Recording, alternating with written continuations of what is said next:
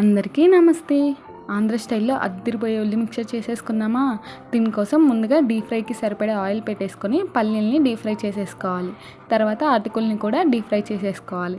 Deep ఫ్రైకి just 1-2 minutes సరిపోతుంది. ఈ స్నాక్ అనేది ఒక్కసారి మీరు చేసి పెట్టండి మీ ఇంట్లో, మళ్ళీ మళ్ళీ చేస్తూనే ఉంటారు, అంత బాగుంటుంది ఈ స్నాక్.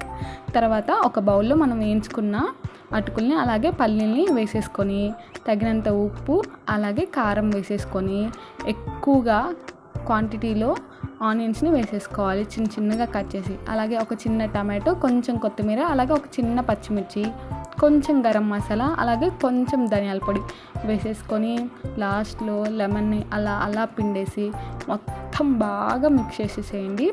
సూపర్గా ఉంటుంది ఈ టేస్ట్.